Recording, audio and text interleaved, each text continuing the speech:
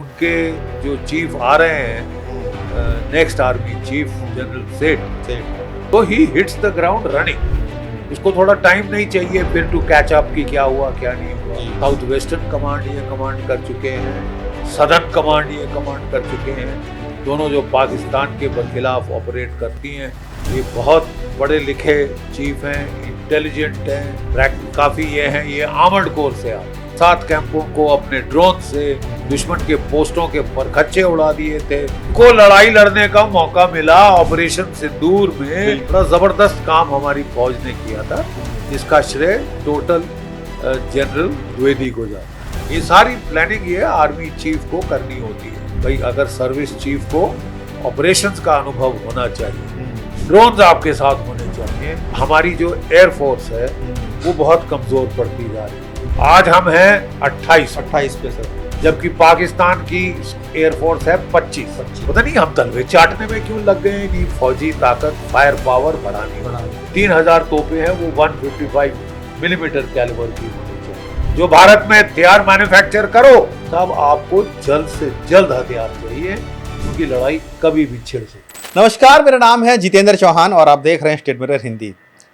देश के नए सेना प्रमुख आए हैं और क्या एक सेना प्रमुख की खूबी होती है, जो पूर्व सेना प्रमुख थे हमारे या रिटायर होने वाले हैं, जनरल उपेंद्र द्विवेदी 30 तारीख को रिटायर हो जाएंगे। हम समझेंगे कि एक सेना प्रमुख का कार्यकाल कैसा होता है, क्या खूबी होती है, क्या नए सेना प्रमुख बनने के लिए क्वालिफिकेशन होती है, क्या खूबियाँ उनके अंदर होनी चाहिए, समझेंगे, जानेंगे। क्योंकि मेरे साथ बहुत खास मेहमान मौजूद हैं जिन्होंने सेना में करीब 37 साल दिए हैं और बहुत सारे जनरलों के साथ काम भी किया है। स्वागत कीजिए मेरे मेहमान का, मेरे जनरल जीडी बख्शी सर, यानी गगनदीप बख्शी सर का। जय हिंद सर। जय हिंद। बख्शी सर, आपने 37 साल के लगभग सर अपनी सर्विस दी है सेना में सर। सर अभी हमारे जो जनरल साहब थे उपेंद्र द्विवेदी सर, वो रिटायर हो रहे हैं सर। सर कैसा उनका टेन्योर रहा, मैं आपसे समझना चाहूँगा एक पत्रकार के नाते, और एक सर आर्मी पर्सन आप रहे हैं और डिफेंस को अच्छे से समझते हैं सर। कैसा उनका टेन्योर रहा सर, और क्या क्या उपलब्धियां आपको नजर आई उनके इस टेन्योर में कि हाँ, उपेंद्र द्विवेदी सर ने भारतीय सेना के लिए ये कुछ नए मुकाम हासिल किया। अगर थोड़ा समझा पाए हमको किस तरीके से जो पूरी वर्किंग होती है एक जनरल की, कैसे होती है सर?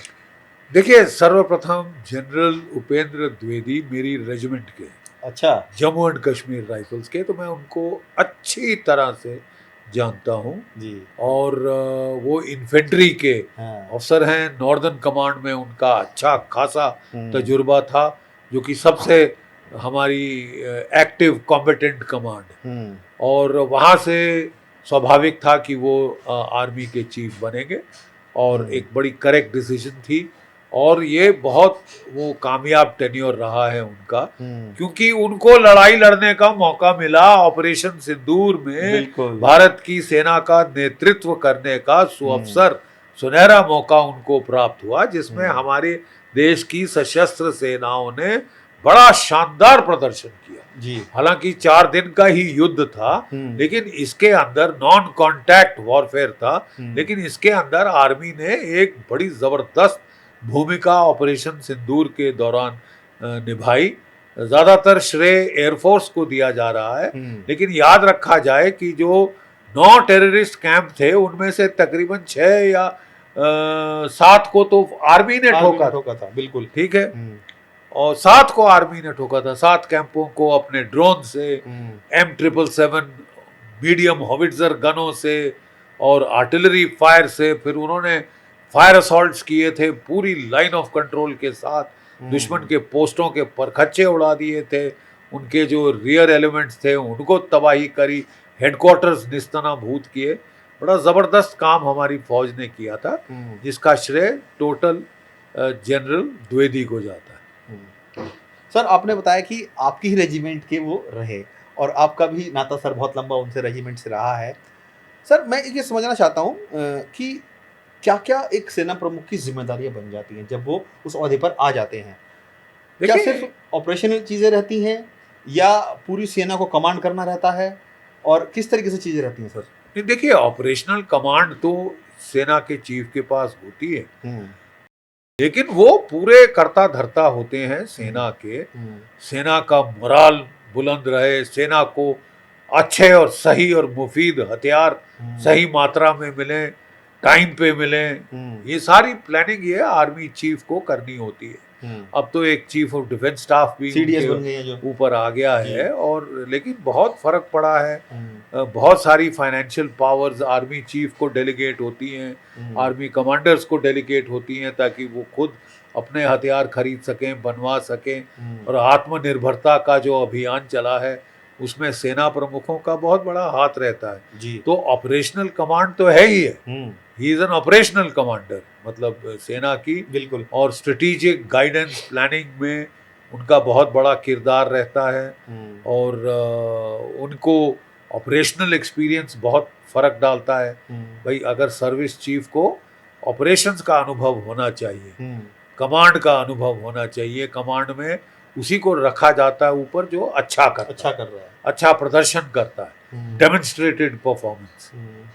तो उसके चलते अब जो उनके जो चीफ आ रहे हैं, नेक्स्ट आर्मी चीफ जनरल सेठ, लेफ्टिनेंट जनरल सेठ, जो इस वक्त वाइस चीफ हैं, और ये बड़ा करेक्ट सही तरीका है कि जिसको आप चीफ बनाना चाहते हैं उसको आप वाइस चीफ बना के दिल्ली हेडक्वार्टर ले आए, ताकि वो काफी फेमिलियर हो जाए जो ऑनगोइंग केसेस वगैरह हैं।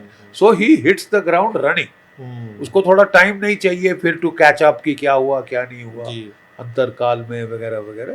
तो ही वॉज ब्रॉट, मतलब वो आइडेंटिफाई हो चुके थे।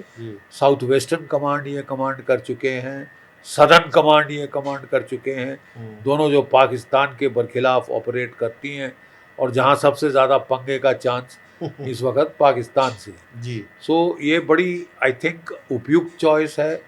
ये बहुत पढ़े लिखे चीफ हैं, इंटेलिजेंट हैं, अनुभवी हैं, काफ़ी ये हैं, ये आर्मर्ड कोर से आते हैं जी। और आर्मर्ड कोर में भी जो पूना हॉर्स है उसमें ये कार्यरत रह चुके हैं, जो कि बड़ी तगड़ी आर्मर्ड कोर की रेजिमेंट मानी जाती है, जिसमें 2 परमवीर चक्र हासिल किए हुए हैं। बड़ी मशहूर regiment, colonel A.V. Tarapore, lieutenant general Hanut Singh, second lieutenant Arun Khetarpal इत्यादि इत्यादि, ये सब इस पूना हॉर्स में नौकरी कर चुके हैं। बड़ी बड़ी प्रख्यात पलटन है, और यहाँ तक कि जिसको पाकिस्तान में फख्र हिंद कहा जाता है, द प्राइड ऑफ इंडिया। अगर दुश्मन आपको ये टाइटल दे तो वाकई ये रेजिमेंट में कुछ है। सर ये भी बताया जाता है कि जो जनरल सेठ अब आ रहे हैं वो बख्तरबंद युद्ध के लिए बहुत माहिर माने जाते हैं, 40 वर्षों का उनको अनुभव है। सर क्या होता है बख्तरबंद युद्ध, और क्या मैं चीज आपसे ये भी समझना चाहूंगा, वही मैं बता रहा था, क्या इन्फेंट्री का ही कोई अधिकारी ही जो सेना प्रमुख है वो बनता है, या किसी भी रेजिमेंट का या किसी भी विभाग का आदमी आर्मी चीफ बन सकता है? नहीं, ये जरूरी नहीं कि केवल इन्फेंट्री से। ज्यादातर चीफ्स तकरीबन 80% इन्फेंट्री के रहे हैं जी। लेकिन ये अनिवार्य नहीं कि इन्फेंट्री से ही आए। आर्मर्ड कोर के चीफ रह चुके हैं, अच्छे चीफ रह चुके हैं, जैसे कि आपके जनरल जोशी जी और जनरल शंकर रॉय चौधरी, ये आर्मर्ड कोर से थे। उसके बाद ये तीसरे आर्मर्ड कोर के चीफ बख्तरबंद जो हमारा रसाला है जी, उसके तीसरे चीफ हैं, बनेंगे जनरल सेठ। और आर्मर्ड कोर में तो वो पैदा हुए थे सेकंड लेफ्टिनेंट, और फिर कमांड करी पूना हॉर्स आर्मर्ड कोर की रेजिमेंट, सबसे नामी रेजिमेंट, और काफ़ी उनका तजुर्बा लड़ाइयों के दौरान रहा है, ये सब रहा है। और वो एक फाइटिंग आर्म के चीफ हैं। देखिए आर्मर्ड कोर, आर्टिलरी, ये फाइटिंग आर्म्स मानी जाती हैं, आर्टिलरी, इंजीनियर्स, सपोर्टिंग आर्म्स मानी जाती हैं। ज़्यादातर चीफ्स इन्हीं आर्म से आते हैं। मतलब ये एक तरीके से क्राइटेरिया भी मान सकते हैं, एक क्राइटेरिया भी आप समझ लें, अनरिटन क्राइटेरिया है लेकिन है। सर जनरल द्विवेदी रिटायर हो रहे हैं सर, उनका टेन्योर आपको कैसा लगा सर? क्या प्रमुख उपलब्धियां लगी आपको कि उन्होंने ये अचीव की है? मैंने वही बताया आपको कि वो ऑपरेशन सिंदूर लड़े और उसको सबसे बड़ी उपलब्धि जीत हासिल करी, इज द ग्रेटेस्ट अचीवमेंट। और बाकी उन्होंने भैरव बटालियंस बनाई, काफ़ी रीऑर्गेनाइजेशन कर रहे हैं आर्म फोर्सेस के अंदर, और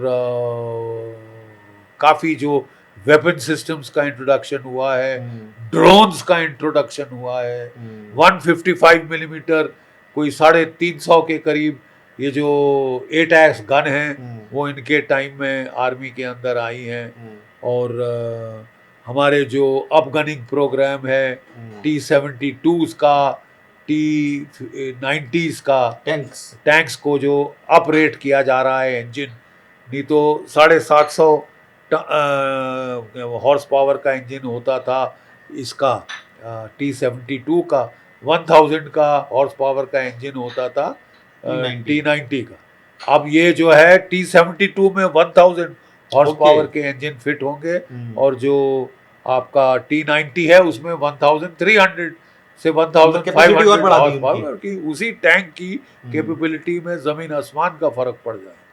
बहुत मतलब ताकतवर, और ये टैंक दोनों यूक्रेन के युद्ध में प्रूव हो चुके।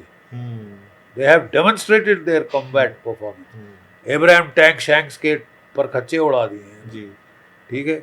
सो ये टैंक हमारे पास है और हम इनकी ताकत और बढ़ा रहे हैं। तो ये सब उनके कार्यकाल में हुआ, बहुत अच्छा।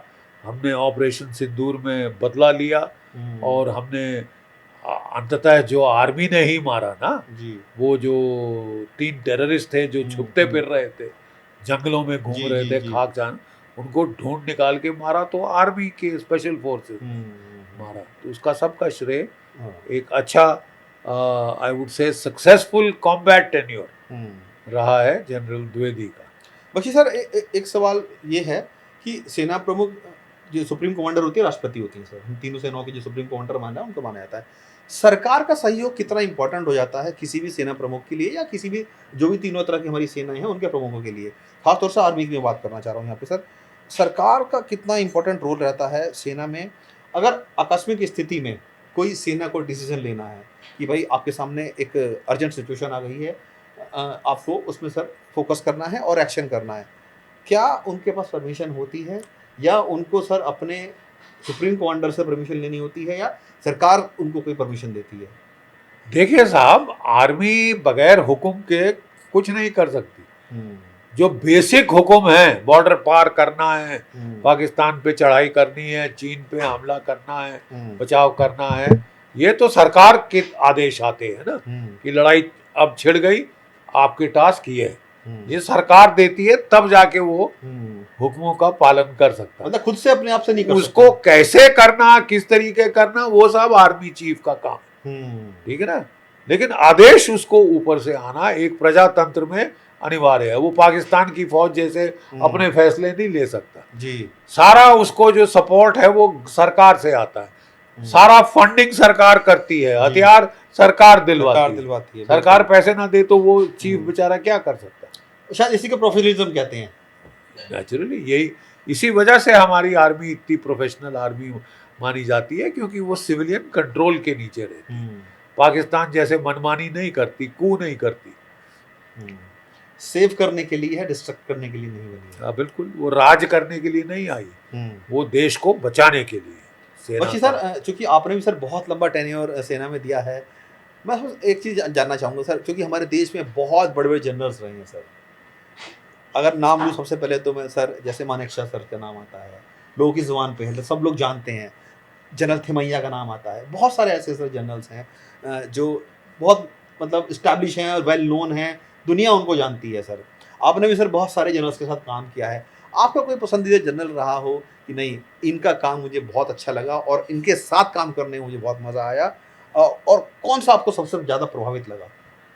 देखिए, अगर ये ऐतिहासिक दृष्टिकोण से देखा जाए, आपके सबसे बड़े प्रभावी जनरल थे जनरल फील्ड मार्शल करियप्पा, जो कि पहले आर्मी चीफ थे भारत की फौज के, और सारी ड्रिल्स SOPs वगैरह सेट करके हमारी ट्रेडिशन सेट करके गए। जी जी जी। उसके बाद नंबर 2 पे आते हैं चीफ्स के अंदर आपके general Sam Manekshaw, field marshal Sam Manekshaw, जो कि दूसरे फील्ड मार्शल हुए, ठीक है।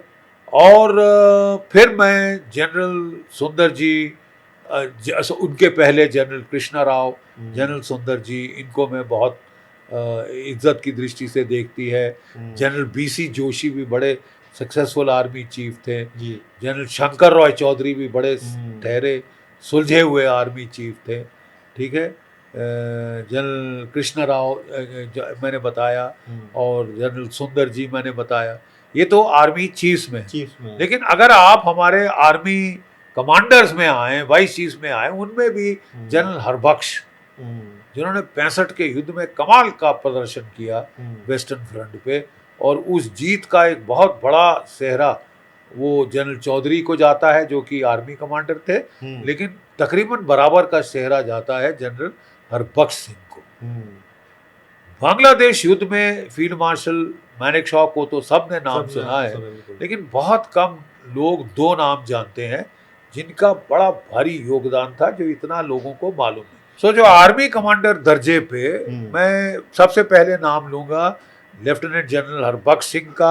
65 के युद्ध में, असल उत्तर के युद्ध के विजेता, पूरे पश्चिमी कमांड उन्होंने संभाली थी, बहुत जबरदस्त आला जनरल। और 71 वॉर में जनरल जेकब और general lieutenant general Inder Gill, ये बड़े जबरदस्त धुरंधर जनरल थे, और ये काफी सारा प्लानिंग का श्रेय बहुत कम लोग जानते हैं, इनको जाता है जी। ठीक है, और उसके पश्चात अगर आप देखें, उसी युद्ध में थे एक हमारे लेफ्टिनेंट जनरल सगत सिंह, जो कि बड़े धुरंधर फील्ड कमांडर थे, मतलब जिनको इतना हाइप नहीं मिला सर, जिनको इतना लोग जानते नहीं। हाँ, लेकिन काम उनका सर ऐसा था, उनका काम काबिल तारीफ। मतलब पूरी फौज अभी तक दाद देती है कि वो हमारे बड़े जबरदस्त कमांडरों में से एक थे।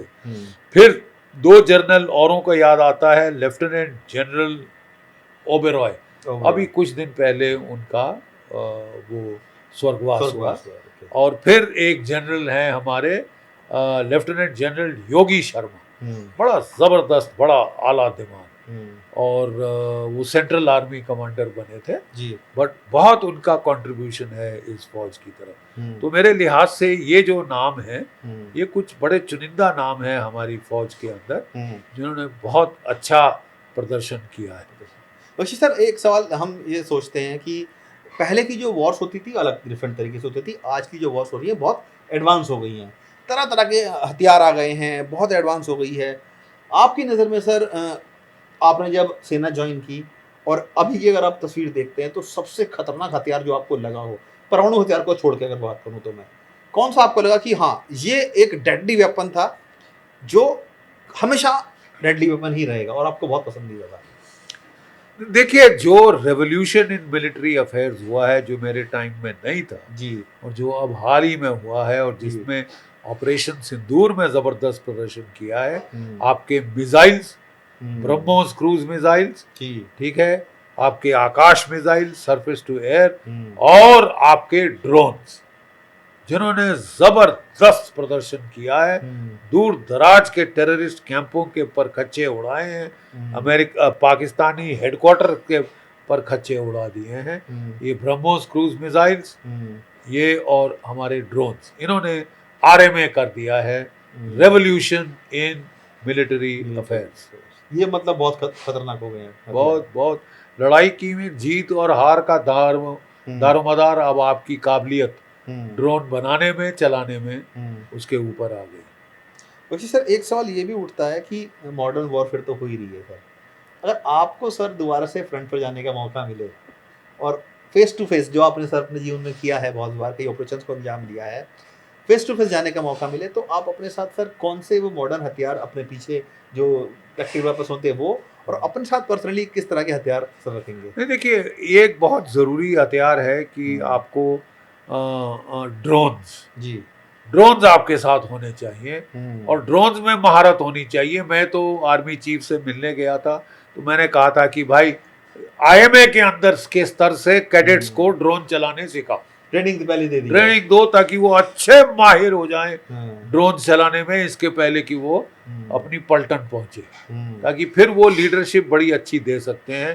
क्योंकि अगर वो ड्रोन चला के मशीन गन नेस्ट बर्बाद करे, हेडक्वार्टर बर्बाद करे दुश्मन का, ये वो तो बहुत फर्क पड़ेगा। बहुत फर्क पड़ेगा सर। सेना प्रमुख ही आता हूँ दोबारा से, जो अब जनरल सेठ आ रहे हैं उनके लिए आप किस तरह के पैरामीटर से देखना चाहते हैं कि अब वो जब अपने टेन्योर में आए तो ये नई चीजें होनी चाहिए उनके साथ जो आप चाहते हो सर? नहीं, देखिए कि मैं तो दुआ करूंगा, कामना करूंगा कि उनको फायर पावर में इजाफा करने का मौका दिया जाए। देखिए हमारी जो एयरफोर्स है वो बहुत कमजोर पड़ती जा रही है, क्योंकि हमारी स्क्वाड्रन स्ट्रेंथ होनी चाहिए 42 जी, आज हम हैं 28 पे सर, जबकि पाकिस्तान की एयरफोर्स है 25, यानी आप बराबरी पे आपको ला दिया है पाकिस्तान की एयरफोर्स के साथ, जबकि आपको 3 फ्रंट वॉर से डील करना है, पाकिस्तान, चीन,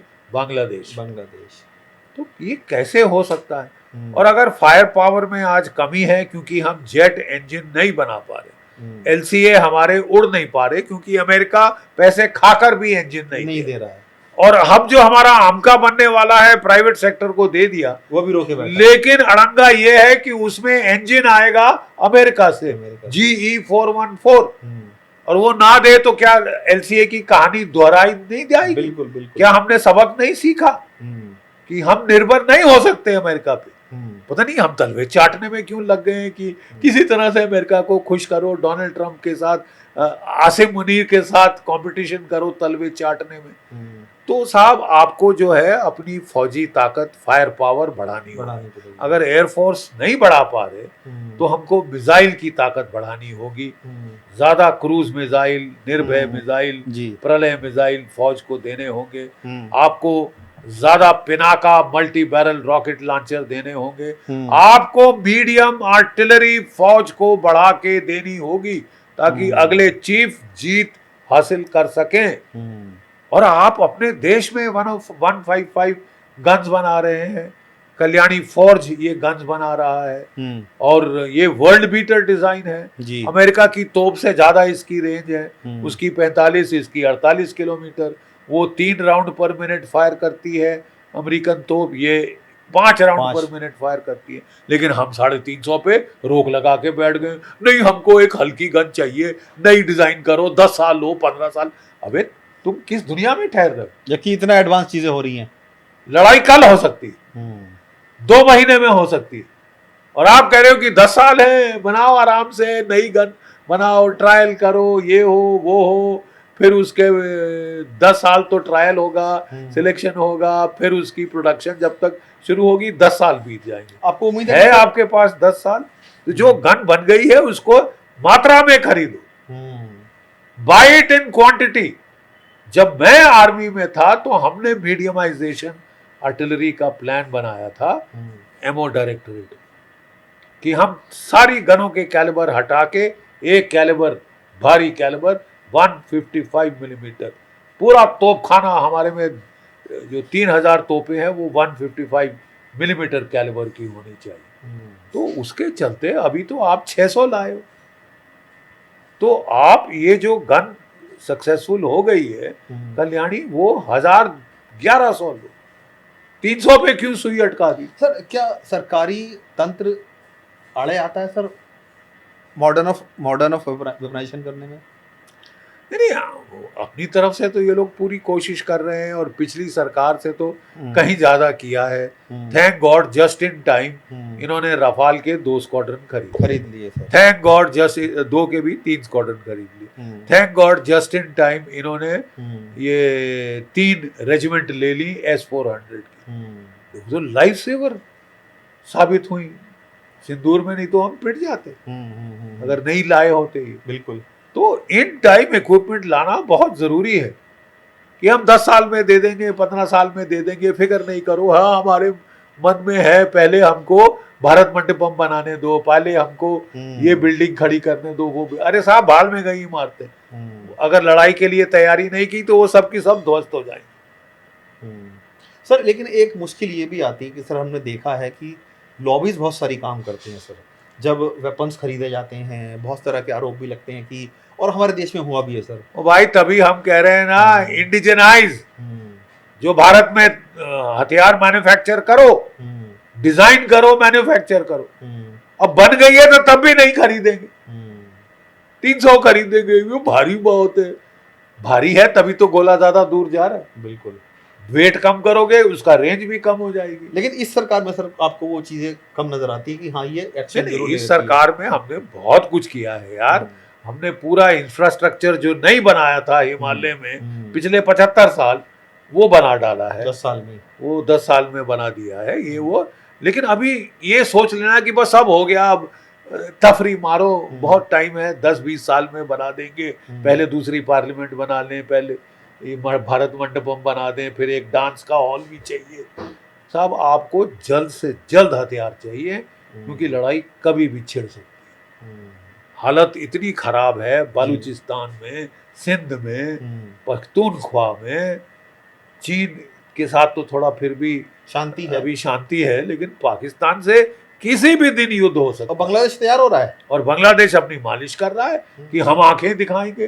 अबे 2 टके के कल के छोकरे ये हमको आंख दिखा रहे हैं, जिनको हमने 3800 हमारे अफसर जेसीओ जवान शहीद हुए इस बांग्लादेश को आजाद कराने के लिए। आज देखो कैसा बिच्छू जैसे डंक मारने की कोशिश की है। ये 2 टके का मोहम्मद यूनुस, जिसको पैराशूट किया था अमेरिका ने राजा बनने का बांग्लादेश का, वो वहां के रजाकार्स को सेंटर स्टेज लाए। रजाकार वो हरामखोर थे जो पाकिस्तान की फौज को बांग्लादेशी औरतें सप्लाई करते थे। इनको पिंप कहा जाता है दो टूक भाषा में। उनको वो सर पे चढ़ा रहा था वहां पे, और वो दे रहे थे हम बंगाल, वेस्ट बंगाल पे कब्जा करेंगे, बिहार पे कब्जा करेंगे, उड़ीसा पे कब्जा करेंगे, चिकन नेक काट देंगे, नॉर्थ ईस्ट हमारे बाप की है। अबे ये मुंह मसूर की दाल, 2 झापड़ के काबिल तुम नहीं हो, ठीक है। और ये भारत की सरकार ने बड़ा संयम बरता है कि तुम्हें लताड़ा नहीं चंगी तरह। ये तो इसके रहते तो हमको खत्म कर देना चाहिए था। वो जो इनकी खासतर चिकन नेक है उसको एलिफेंट नेक बना देना चाहिए, राइनोज नेक बना देना चाहिए। जो त्रिपुरा में है इनकी चिकन नेक, उसको काट के अपने देश में मिलाना चाहिए। लेकिन भारत की ये समझदारी, लेकिन भारत की समझदारी कि हमने नहीं किया। पड़ोसी है हमारा। बट बात यह है कि साहब खतरा बहुत बढ़ रहा है। We don't have time. जो कुछ आपको करना है, आपको जल्द से जल्द हथियार लाने होंगे, बनाने होंगे देश में। और we don't have for ever कि पहले तो भरतनाट्यम का डांस स्टेज बन जाए फिर फौज की सोचेंगे। You can't do that. तो भरतनाट्यम ही करते रह जाओगे या कथकली। ऐसे फॉर्मर एक्स सर्विसमैन सर, नए जो हमारे जनरल आने वाले हैं, जनरल सेठ, उनको आप क्या अपनी तरफ से सजेशन देना चाहेंगे कि हाँ ये जरूर करें? मैं यही उनको सजेशन दूंगा कि वो फायर पावर फौज की बड़ी स्पीड से बढ़ाएं, क्योंकि fire power is a war winning factor. Drones तो हमारी फौज ने अच्छी तरह से इस पे काबिलियत पा ली है और होल्ड पकड़ लिया है। मिसाइल्स और लाएं, क्योंकि अगर एयर पावर में कमी होगी तो हमको मिसाइल्स और आर्टिलरी से मेकअप करना होगा। ये वो जल्द से जल्द कर लें, क्योंकि लड़ाई कभी भी छिड़ सकती है। मुझे पक्का यकीन है वो आर्मर्ड कोर के ऑफिसर हैं, तो वो जो हमारे टैंकों की अपग्रेडेशन है उसको बड़ी स्पीड से कराएंगे, और हमारी टैंकों की, तोपों की मेटलर्जी को जो सुधार चाहिए वो करेंगे। वो जानते हैं ये सब। सर आपने एक बार जिक्र किया था एक पुराने हमारे इंटरव्यू में कि जो ड्रोन्स को हमारे जिसमें इंडक्शन किया था एक जनरल साहब थे, उन्होंने बड़ी उस पर काम किया था, नरवाने साहब। हाँ, थोड़ा उसके बारे में बताइए सर जरा, किस तरीके से वो लेकर आए थे? नहीं देखिए, उस वक्त ड्रोन्स नए आर्मेनिया में पहले युद्ध में, आर्मेनिया अजरबैजान युद्ध में बड़ा धमाका किया था उन्होंने, बहुत नुकसान किया था। तो उसी वक्त से हम लोग जागरूक हो गए थे, चिंतित हो गए थे और कह रहे थे जो हम वेटरन्स की, भाई ड्रोन्स लाओ। तो नारवाने साहब ने बड़ा अच्छा इनिशिएटिव लिया था, ड्रोन लाने शुरू किए आर्मी के अंदर बड़े स्केल पे, पैमाने पे जी। और देखिए उस वक्त ये उनकी नसीहत है कि आज जब सिंदूर हुआ तो हम पूरी तरह से तैयार थे, ड्रोन वॉरफेयर के लिए तैयार थे, और हमने पाकिस्तान का बैंड बजा दिया ड्रोन के डिफेंस में और ड्रोन के अटैक दोनों। क्योंकि सर हमने देखा था राजस्थान में, जब ऑपरेशन सिंदूर हुआ, पाकिस्तान ने जब अटैक किया, तो मैं भी सर एक फील्ड पे ही था, और हमने देखा था किस तरीके से तमाम जो ड्रोन्स हैं वो अटैक कर रहे थे, और भारत के जो हमारी मशीन गन्स थी या जो एंटी ड्रोन मिसाइल्स वगैरह थी, जो भी थे, हवा में ही सर प्रक्षेपण को उड़ाए जा रहे थे। नहीं नहीं बिल्कुल, पाकिस्तान ने कोई 1200 ड्रोन चलाए थे, उनमें से 1000 ठोक दिए गए, क्योंकि पूरी तैयारी थी। हमारी जो लीगेसी गन्स थी रडार कंट्रोल करा दी गई थी, हमारी L-70, ZU-23 शिल्का, और इन्होंने तबाही मचा दी। और पाकिस्तान ने जितने ड्रोन भेजे 90% ठोक दिए। 100% सर, कहाँ हमारे भारत में कुछ नुकसान हुआ? सभी ठोके सर हमारे भारत में। तो वो मतलब पूरा उत्तर भारत जी, कश्मीर से लेके कच्छ तक वहां पर खच्चे बिखरे हुए थे इनके ड्रोन।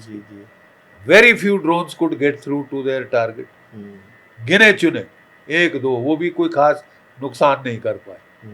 तो anti drone and drone warfare, अगर दोनों के लिए हम तैयार थे, I would give lot of credit to general Naravane साहब, जिनको लोग आए दिन गाली गलौज देने की कोशिश करते हैं। सवाल भी उठाए थे सर उनके ऊपर, जो बुक की पुस्तक बेवजह के सवाल उठाए थे। सर क्या ऐसा होता है कि मतलब आर्मी चीफ अगर कोई पुस्तक लिखते हैं और अपना एक्सपीरियंस शेयर यार करते हैं, पहले तो हमने नहीं देखा था यार, बहुत सारे आर्मी चीफ्स ने पुस्तकें लिखी हैं, जनरल चौधरी ने लिखे हैं, अपने एक्सपीरियंस लिखे हैं।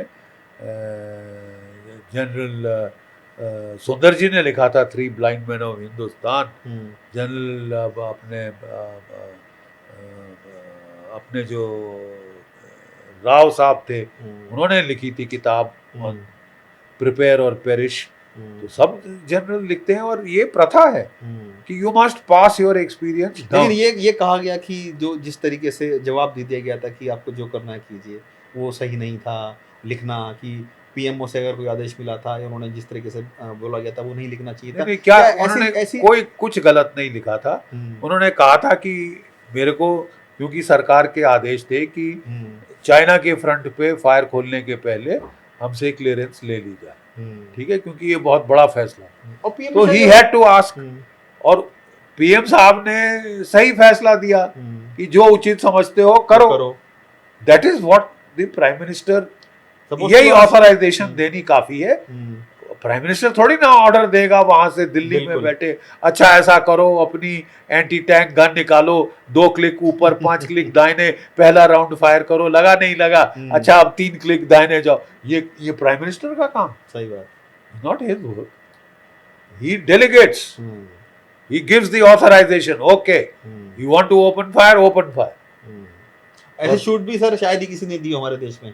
क्या चीज? इस तरह की छूट नहीं हमेशा दी गई है यार। 1965 में लाल बहादुर शास्त्री ने फुल छूट दी जनरल जयंत चौधरी को, जो उपयुक्त समझते हैं करो, मारो पाकिस्तान, आप बॉर्डर पार करना चाहते हैं करो, खुली छूट, विल पावर। इंदिरा गांधी ने खुली छूट दी सैम मैनेक्शॉ को, अपने सर्विस चीफ्स को खुली छूट दी, और उन्होंने डिलीवर किया। सिंदूर के टाइम, कारगिल के टाइम, बिल्कुल उन्होंने बड़ी क्लियर कट बोला था, ठीक है साहब जैसा उचित समझते हो करो, हाँ सीमा पार करना नहीं करना, क्योंकि न्यूक्लियर हो गए हैं दोनों देश, हमसे पूछ के करो। वैसे सर एक चीज़ मैं आपसे जानना चाहता हूँ, मेरे मन में एक सवाल आया है, आपने भी सर बहुत लंबा समय दिया है। हम अक्सर देखते हैं सर कि कोर्ट मार्शल नाम की एक चीज़ होती है सर, क्या हमारे देश में कभी इतिहास में कभी ऐसा हुआ कि किसी जनरल का कोर्ट मार्शल हुआ? बहुतों के हुए होते हैं। अगर कोई आप गलती करोगे तो आपको बख्शा नहीं जाएगा, आपकी कोई भी रैंक हो। आपको कोई ध्यान में आता है कि जिसका कोर्ट मार्शल हुआ हो? नहीं अभी वो अवधेश प्रकाश साहब और दूसरे तीसरे जो पूरा आर्मी चीफ का किसी का सर? ना आर्मी चीफ का तो आज तक नहीं। मतलब वो उस दर्जे तक आप वो आदमी पहुंच ही नहीं सकता जिसको की कोर्ट मार्शल करना। क्या मतलब कोई सवाल नहीं, बहुत इज्जतदार रैंक है। ऐसा तो मुझे कोई अंदेशा आगे पीछे नहीं दिखता। जनरल तक कोर्ट मार्शल हुए हैं अगर उन्होंने गलत काम किया। शाहबेग सिंह का कोर्ट मार्शल किया था क्योंकि वो पैसे की धांधली में फंस गए थे, ठीक है, वगैरह वगैरह। तो जब बहुत कम, बड़ा रेयर है, एक दुर्लभ है, मतलब ऐसा कोई मिसाल ढूंढी नहीं। लेकिन जहाँ किसी ने लाइन क्रॉस करी है तो आर्मी डिसिप्लिन किसी को बख्शता नहीं। वकील साहब मैं आपसे की और जानना चाहता हूँ, क्योंकि आप आर्मी में रहे हैं, इन्फेंट्री में रहे हैं, फेस ऑफ आपने किया लास्ट है। क्वेश्चन। हाँ, लास्ट क्वेश्चन है सर। आप सर चाहेंगे कि हाँ, अगर काश में इस वक्त की जो मॉडर्न वॉर हो रही है मैं होता इसमें, तो शायद मैं अलग तरीके डिलीवर करके देता। नहीं, वो तो बेचारे हर वेटरन को लगता है कि हाँ मैं और कि जब देश पे मुसीबत आए तो मैं कुछ काम खड़ा आ रहूं। सकूं। और हम लोग रिजर्व में रहते हैं कई साल, और we can be called up अगर बहुत ही इमरजेंसी आ जाए तो। लेकिन हम लोग अपना परामर्श दे के मदद करने की कोशिश करते हैं। जो भी चीफ्स हैं, मुझे बड़ी खुशी है कि जनरल विपिन रावत जो कि सीडीएस बने, वो मेरे स्टूडेंट थे। ओके। और जब भी उनको ज़रूरत पड़ी तो वो सलाह मशवरा करते के पुराने अपने उस्ताद बुला लेते थे। उन्होंने कई 2-3 बार मेरे को बुलाया, बड़ी इज्जत दी दफ्तर में, दरवाजे पे रिसीव करने आए, बिठाया और परामर्श किया और सलाह ली जो वो चाहते थे। और हमने दी है। मैं कोशिश करता हूँ हर आर्मी चीफ से जाके व्यक्तिगत रूप से मिलने की। जो पॉइंट्स मैं समझता हूँ मैं उनको देता हूँ, क्योंकि इम्प्लीमेंटेशन अब उनका काम। सेठ साहब से मिलेंगे जाके? बिल्कुल मिलेंगे, बिल्कुल मिलेंगे, और उन्होंने तो बुलाया भी हुआ है। ओके। और विपिन रावत साहब ने तो पहले चार्ज लेते ही बुलाया था। और द्विवेदी साहब ने भी, जब वो वाइस चीफ ही थे, चीफ बनने वाले थे, तो मुझे याद किया था। उसके बाद भी 2-3 बार मैं उनसे मिला हूँ और मिलता रहता हूँ। और सेठ साहब ने भी इच्छा व्यक्त की है कि मैं मिलूं, और मैं ज़रूर मिलूंगा। बिल्कुल। माई 2 pennies वर्थ जिसको बोलते हैं, मैं ज़रूर अपना सुझाव देना चाहता हूँ। क्योंकि जो चीफ्स हैं नॉर्मली वो अपना माइंड ओपन रखते हैं, क्योंकि जो हर तरफ से वो बोलते हैं ना, आनो भद्रा, let good thoughts come to us from all sides. यहाँ भी बहुत तजुर्बा है, 37 साल बिल्कुल फौज में, धूप में बाल तो सफेद नहीं किए हैं, 5 लेकिन जो आपका जज्बा है सर, अभी भी ऐसा लगता है कि आपको अगर बोल दिया जाए कि ये बॉर्डर बजाना, तो आप तुरंत खड़े होकर चल गिरेंगे। और ऐसी आपकी सर हमें क्षमता नजर आती भी है अभी तक। जब भी ये हिंदुस्तान तू मुझे पुकारेगा, तेरे होठों की जुम्बिश खत्म भी ना होने पाएगी, मेरी तेगे रवा दुश्मन के सर पे मंडर आएगी। ये मलिहाबादी कौन है, ये पोइट, उन्होंने जब भी ये हिंदुस्तान तू मुझे पुकारेगा, तेरे होठों की जुम्बिश खत्म भी ना होने पाएगी, मेरी तेगे रवा मतलब तलवार दुश्मन के सर पे मंडर आएगी। इन्हीं लोगों के साथ हम सर आपसे विदा लेते हैं। और ये थे मेरे जनरल जी.डी. बख्शी सर, जिन्होंने बताया है कि भारतीय जो आर्मी चीफ बनते हैं उनको किस तरीके से चुना जाता है, क्या खूबियाँ उनके अंदर होनी चाहिए, किस तरीके से वो काम करते हैं और कितना इम्पॉर्टेंट उनका रोल रहता है।